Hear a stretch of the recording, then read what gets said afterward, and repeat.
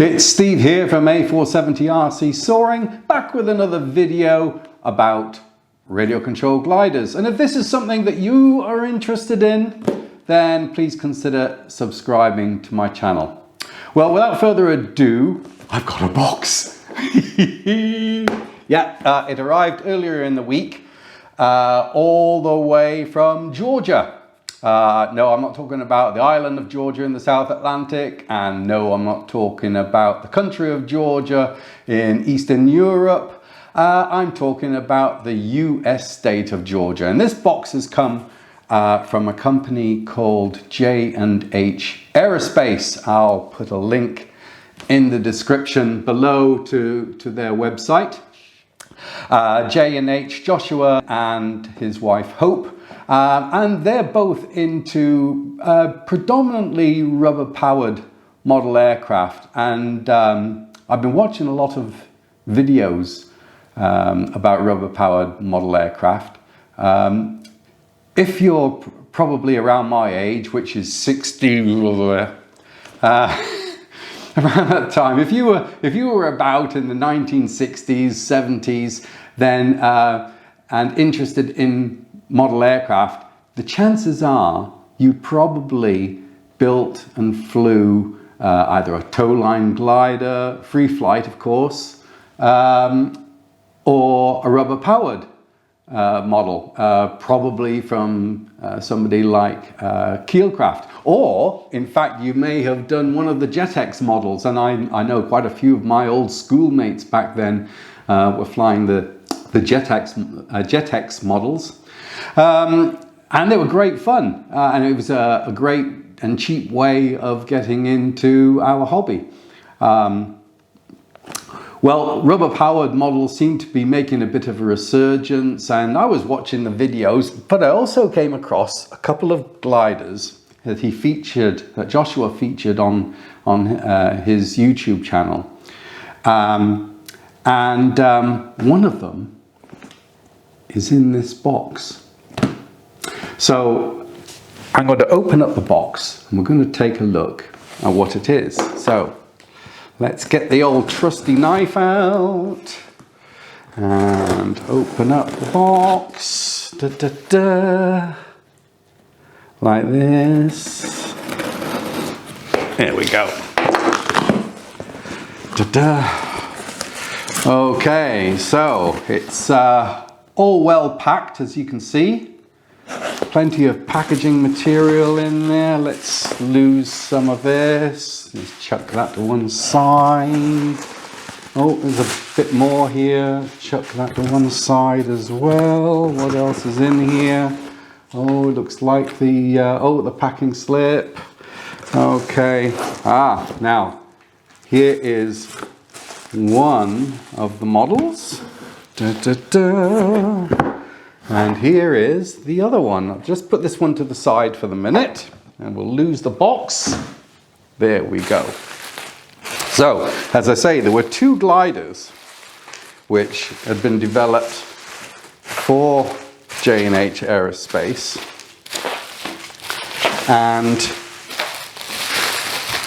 they are micro gliders. So there's one called the Drifter, and then the other one is another version of a very famous glider called the Bird of Time. And this is it. This is a 48-inch reduced scale of the worldwide classic of the Bird of Time. Now let's just open this up a bit. Now I know that you don't get any plans with this model, but there is a comprehensive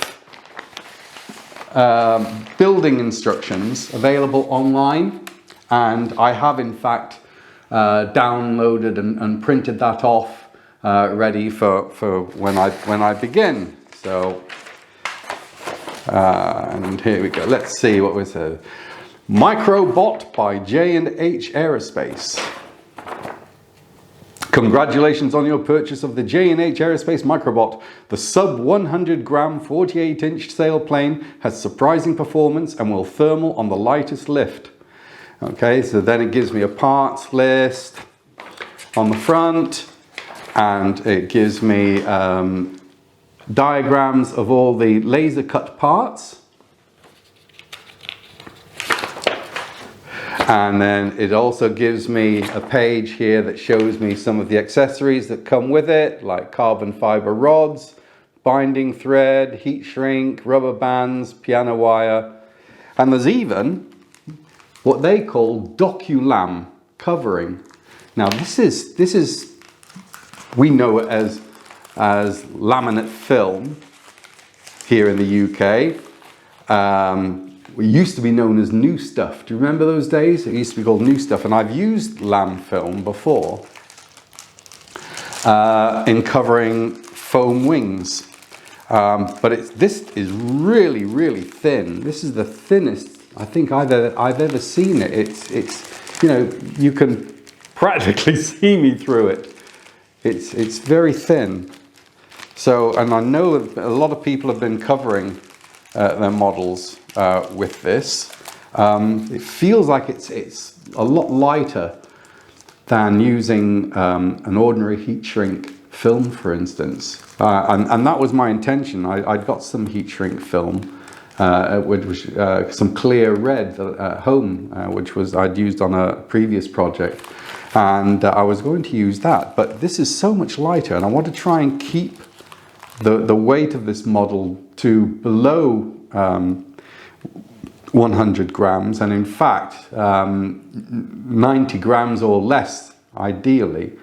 But anyway, so that looks good. So we've got a bag here that's got a few little bits and pieces in it. Okay, some rubber bands. I guess that's for holding the wings on. All laser cut parts here. These look like the wing joiner sections, bit of heat shrink tubing, and all very thin balsa. Ooh, yeah, very thin. In fact, that's taped together.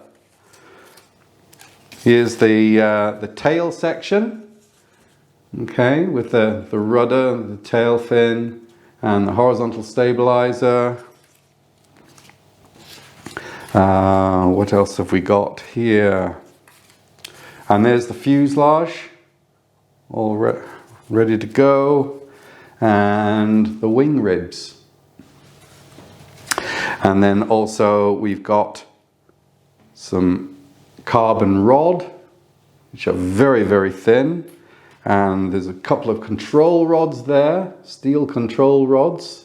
They feel like steel, yeah, but very, very thin indeed. All designed for this model to be as light as possible.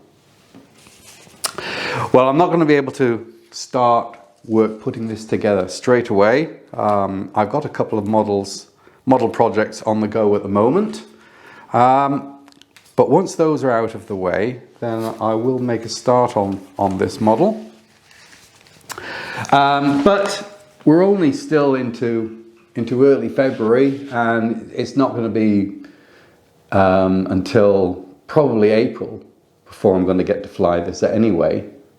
Okay, so let's have a look at the other model. Now, the other model I've ordered is the P1B-1 Sky Voyager, and it's a rubber powered model. I thought this would be great fun, especially on evenings when I get home from work and there's little to no wind, and I can just walk across the road to my local field and give this a chuck. And there were several videos on the J&H Aerospace YouTube channel featuring this, and Joshua from the channel was saying that he thought this was probably the best beginner's rubber powered model that there is. He couldn't he couldn't fault it in any way. And in fact, the guy who designed it is in China, and apparently he actually uses these in competition. So it's got to be good. So anyway, let's open it up and see what's inside. Okay. Ooh, now then. Right.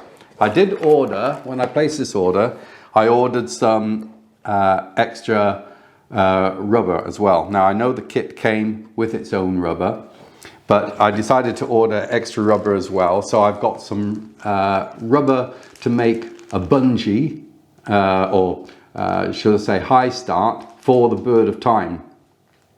Now Joshua, he said that he used 1/16 tan rubber bands, which is I believe it's the FAI approved Super Sport rubber, and he used that to high start his Bird of Time. So I got a length of that, so that'll go over there, and then I got 2 extra lengths of 1/8 tan rubber, because it was cheap enough, and I thought, oh, let's just order it together. So we got that. First thing that comes out is a piece of wire with a loop at one end and a hook at the other, and this is used to draw the rubber motor through the fuselage. So let's just put that to one side.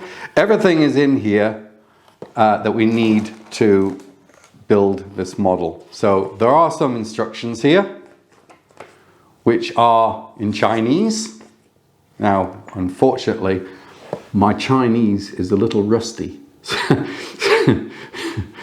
But fortunately, there's the video on J&H Aerospace YouTube channel. So I'll be watching that and putting that together. What I'm going to do as well is I will make another video where I will assemble this, and then I'll take it out onto a field, trim it, and we'll fly it. So here we have, in the box, we have the wings. Let's see if I can open this up.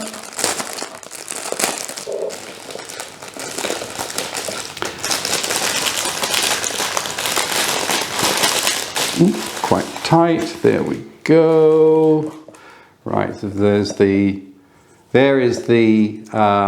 vertical stabilizer, and it also has a bit of a rudder cut out there so that you can add some trim so you can make the model fly in circles. Okay, there's some sticky stuff here which is used to attach the wing to the boom on the fuselage.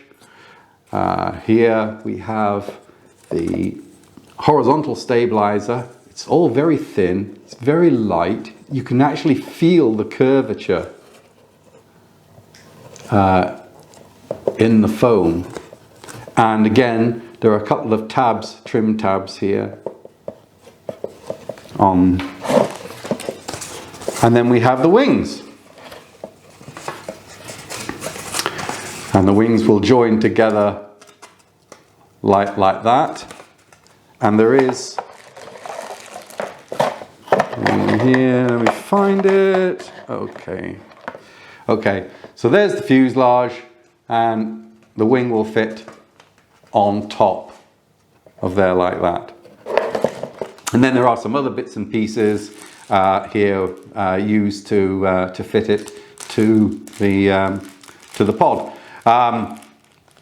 In this bag as well, there's also a spinner for the propeller, there's various rubber bands, and there is a couple of steel weights for correcting the center of gravity.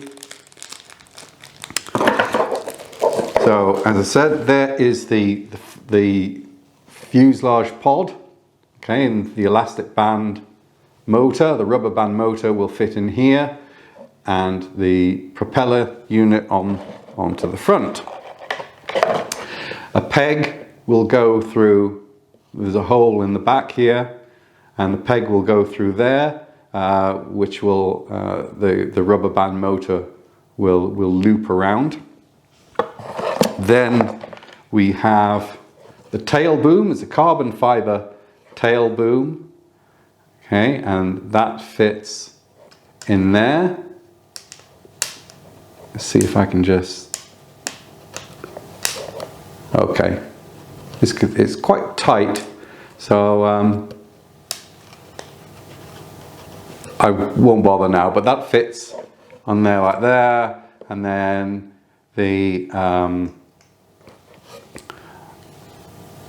vertical tail fin fits on there, and then the horizontal stabilizer onto the back there.